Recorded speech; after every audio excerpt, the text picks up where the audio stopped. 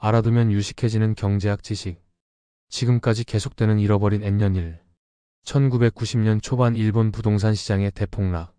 이 콘텐츠는 세계 경제 위기를 다룬 옥스퍼드 대학교 경제학 연구원이자 런던 비즈니스 스쿨 경제학과 겸임 교수 린다유의 저서 그렇게 붕괴가 시작되었다 중 지금까지 계속되는 잃어버린 N년 1990년 초반 일본 부동산 시장의 대폭락 부분을 영상으로 제작한 것입니다.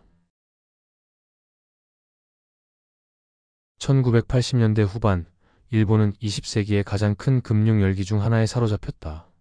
미국과 경쟁하며 떠오르는 초강대국의 경제 호황에서 이른바 잃어버린 수십 년을 향한 경제 불황으로 추락하게 될 위기였다. 위기 이전에 몇 년 동안 사람들은 저렴한 금리로 쉽게 돈을 빌릴 수 있었고 그 돈은 활활 타오르는 주식시장과 부동산 시장으로 스며들었다. 당시 이런 모습은 일본의 전후 경제 기적을 구현한 것으로 여겨졌다. 그러나 현실은 무모하고도 통제할 수 없는 파티였다. 향후 일어난 폭락이 정치인, 관료, 사업가, 금융업자, 심지어 범죄 조직원 사이의 친밀한 관계를 드러냈는데 바로 이런 관계가 부실한 재무 관리가 만연하게 했을 뿐만 아니라 이를 은폐하는 데도 일조했다. 고도성장기 일본 정부와 기업의 관계. 제2차 세계대전 이후 일본 경제는 호황을 누렸다. 선진국이든 신흥국이든 일본처럼 빠르게 성장한 나라는 없었다. 일본은 불과 40년 만에 소득 수준이 중하위권에 있는 경제에서 세계 2위의 부유한 선진국 경제로의 전환을 완료하며 경제 개발의 성공 모델이 되었다. 그러나 일본의 성공 신화는 여러 면에서 당시의 통념과는 배치되었다. 세계은행이 발간한 1991년 세계개발보고서의 부제는 개발에 대한 도전이었다. 이 보고서는 1980년대에 걸쳐 뜨겁게 타올랐던 신속한 경제개발을 달성하기 위한 국가 대 시장 접근 방식에 관한 논쟁을 잘 요약했다. 그 중심에는 장기적으로 가파른 생산 증가를 유지하는 데 있어서 생산성 증진의 중요성이 있었다. 이 보고서는 정부가 제한적인 역할을 하고 개입을 삼가는 정부의 개입은 투명하면서도 견제와 균형의 대상이 되어 개방적이고 경쟁적인 시장이 작동하는 시장 친화적 접근 방식을 주장했다. 오히려 정부의 역할은 민간 부문이 번창할 수 있도록 사회적 법적 및 경제적 인프라를 제공하는 것이었다. 세계은행은 이런 접근 방식을 보여주는 가장 좋은 사례로 일본과 함께 한국과 타이완 등 동아시아에서 빠르게 성장하는 국가를 제시했다. 이 국가들은 생산 기술을 향상하고 생산성을 빠른 속도로 증진해 장기적인 성장을 이룩했다. 그러나 일본에서는 이것이 전체 그림의 일부분일 뿐이었다. 실제로 일본에서는 경쟁과 개방이 억제되었다. 정부는 마지못해 개입한 것이 아니라 통상산업성이 주도하는 종합적인 산업 정책을 통해 적극적으로 개입했다. 사실 일본의 성공은 정부가 개입할 것인가의 여부가 아니라 어떻게 개입할 것인가를 고민하는 시장 비친화적 접근 방식에서 비롯되었다. 제2차 세계대전이 끝난 뒤 일본은 노동력이 남아도는 국가가 되었다. 많은 노동자가 직무를 비롯한 단순 경공업 제품 생산에 투입되었다. 단기적으로는 일본이 이런 부문에서 비교 우위가 있었지만 장기적으로는 그런 우위가 생활 수준을 유럽이나 미국 수준 혹은 그 이상으로 올려주지는 못할 거라고 여겼다. 이는 1990년 4월 서울에서 열린 세미나에서 통상산업성의 오지미 요시히사 차관이 했던 말이었다. 통상산업성은 자본과 기술을 집중적으로 투입해야 하는 산업으로 철강, 정유, 석유화학, 자동차, 항공기, 각종 산업기기, 전자, 컴퓨터와 같이 비교 우위의 관점에서 일본에 가장 적당하지 않은 산업을 장려하기로 결정했습니다.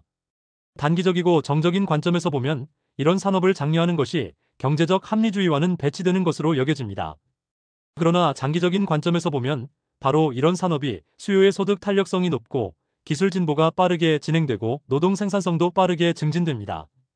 오지미 차관이 했던 말은 일본이 정적 또는 단기적 성장에서 장기적 성공으로 옮겨가는 데 필요한 기간 산업을 전략적으로 확인하고 있다는 것을 시사한다. 그러나 이런 목표를 달성하려면 특히 처음부터 세계은행이 강력하게 권고했던 개방적이고 경쟁적인 시장 여건을 조성하지 말아야 했다. 1950년부터 1970년까지 일본의 국내 자본시장은 엄청난 규제를 받고 있었고 세계 자본시장과는 단절됐었다. 정부와 그 산하기관만 해외로의 차입과 대출이 가능했다. 외국인 직접 투자는 엄격히 통제되었고 외국 기업은 법적 또는 행정적 조치에 근거해 일본 기업의 지분 과반수 소유가 금지되었다. 통상산업성은 지나친 경쟁을 억제하기 위해 광범위한 산업 부문에서 다양한 형태의 카르텔을 형성하는 것을 장려했다. 이런 보호 정책은 해당 산업에서 기술 변화, 생산성 증진, 수출을 장려하는 데 중요한 역할을 했다. 일본의 금융 시스템은 주로 이런 목표 달성을 지원하기 위해 만들어졌다. 금융 시스템의 주요 방향은 장기적인 산업 고도화를 뒷받침하기 위한 저금리 자금 지원에 있었다. 일본 정부는 은행과 기업 간의 긴밀하고도 장기적인 관계 형성을 강력하게 장려했다. 따라서 은행 스스로 일본 정부의 경제 목표를 위해 헌신했고, 정부는 그 대가로 은행의 대출 사업에 암묵적인 국가 보증을 제공했다. 이러한 관계를 통해 발전한 거대 기업 집단이 게이레스다. 여기에는 일본에서 가장 규모가 큰 은행인 미쓰비시 UFJ 은행도 포함되어 있다. 고도 성장과 경제 기적을 달성하던 1960에서 1970년대 그리고 1980년대에는 일본 은행들의 관계 시스템이 서구의 금융 시스템, 특히 영미은행의 방임적인 접근 방식과 비교해 긍정적으로 보였다. 그러나 이 시기의 고도 성장은 일본 은행들의 관계 시스템, 특히 규제 측면의 결함을 감추는 데 기여했다. 이런 결함은 훗날 일본 은행들이 변화하는 경제 및 국제 정세에 치명적으로 노출되는 결과를 낳았다. 금융계를 장악한 무소불위의 재무성. 일본이 높은 생활 수준에 부유한 국가로 빠르게 성장한 배경에는 경제에 개입한 정부가 있다. 경제 정책의 중심에는 재무성이 있었다. 연합국 관료들이 일본의 경제 재건을 위해 강력한 은행 시스템이 필요하다는 주장을 받아들인 덕분에 재무성은 별 탈 없이 등장했다. 따라서 고위급 관료 대다수가 숙청되었지만 재무성 관료들은 대체로 무사했다. 실제로 재무성은 정책과 규제의 관할권에서 엄청난 영향력을 행사했다. 재무성의 권한을 미국의 상황과 비교하면 연방준비제도이사회, 재무부, 연방예금보험공사, 옵션결제회사, 연방신용조합국, 저축대부조합 감독청, 증권거래위원회, 국세청, 관세청, 전국보험감독관협회 및 상품선물거래위원회의 권한을 합친 것과 비슷하다. 정부의 경제적 지렛대가 각 부처에 퍼져 있는 미국의 시스템과는 달리 재무성은 일본 경제의 거의 모든 측면을 통제하는 슈퍼부처였고 때로는 관료 중의 관료로 묘사되었다. 제2차 세계대전 이후 일본 자유민주당 이하 자민당은 정권을 독점했으며 자민당의 장기 집권은 1993년까지 계속되었다. 사실상의 일당 체제와 슈퍼부처가 작동하는 상황에서 자민당과 재무성 사이에 긴밀한 사적 관계가 형성되는 것은 어쩌면 필연적인 일인지도 모른다. 재무성 관료가 되는 것은 공직자로서 가장 명예로운 일이라고 여겨졌는데 그 중에서도 예산국과 세무국 관료가 정치인들의 관심을 한몸에 받는 가장 명예로운 자리였다.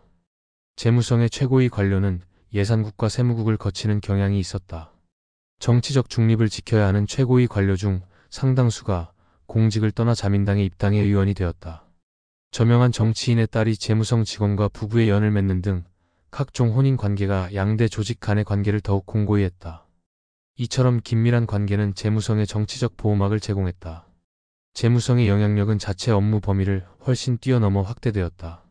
슈코는 한 기관의 직원을 다른 기관에 임시로 파견하는 것을 의미한다. 재무성 직원들 중 상당수가 다른 정부 기관에 파견되었고 때로는 재무성이 이런 방식으로 다른 기관을 장악하기도 했다.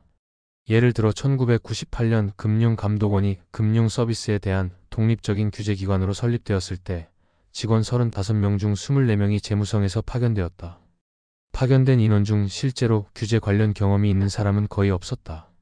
또한 재무성은 1990년대 후반까지 선진국에서 독립성이 가장 결여된 중앙은행으로 여겨지던 일본은행에 강력한 통제권을 행사했다.